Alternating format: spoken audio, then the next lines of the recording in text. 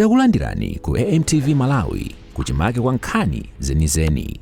Ngati nkhani imeneyo kuno kulibe, dziwani kuti nkhani imeneyo ndi yabodza.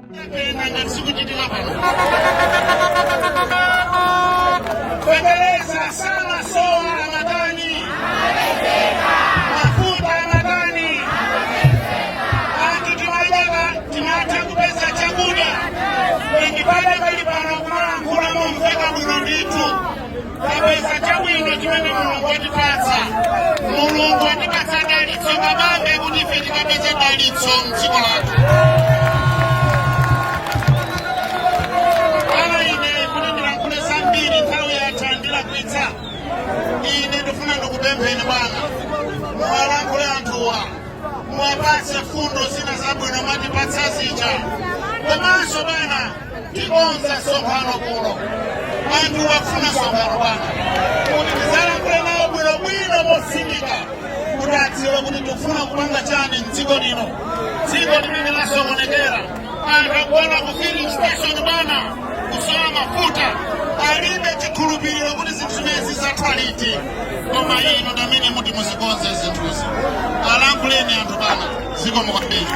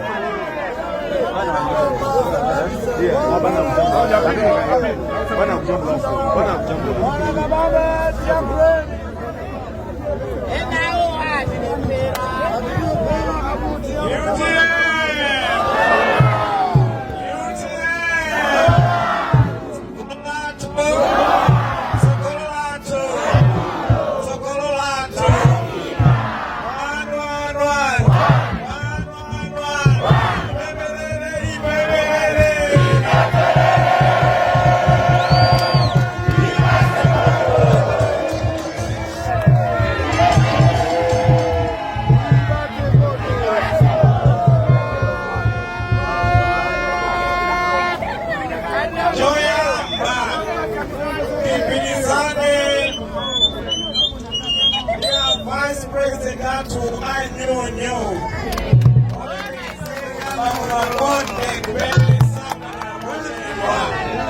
Kose kuti mayenda anamafuna mizima tizikakuwa nawo bepani kwa mbili kuti manyowa makaranso natawe ya Itali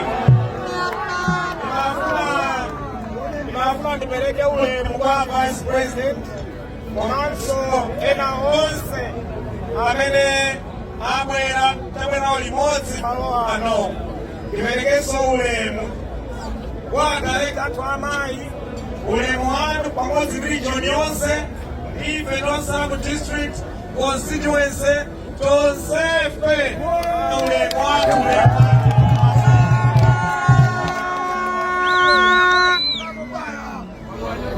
ife tinabwera kuti tikalembetse za mavoti icholinga kuti chaka chamawa tidzakote tonse nalembetsa twete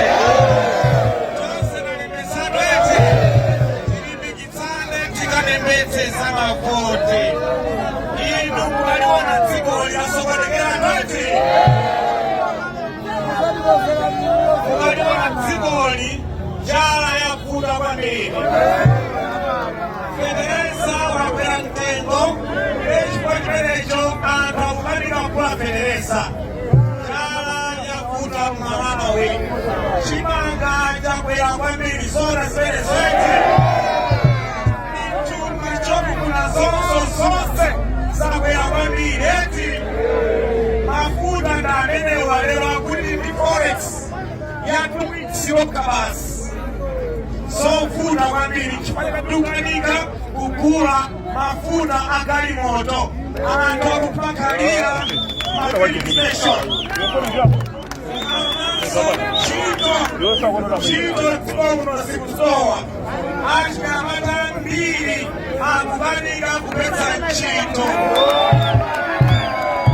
waliwo ali muzichito masale ndochewa wabili zinthu zokwera mtengo nawonso amuzichito akulira akufinyika kwambiri mukaonanso mmene zinthu zikukalira mapiza kukwera kwambiri mankhwala kulibe mzipatala ana bizinesi nawonso akulira ndipo mabizinesi sakuyenda ine kuona kwanga ndikuona kuti background pachewa atati background paderera atati endikati pachewa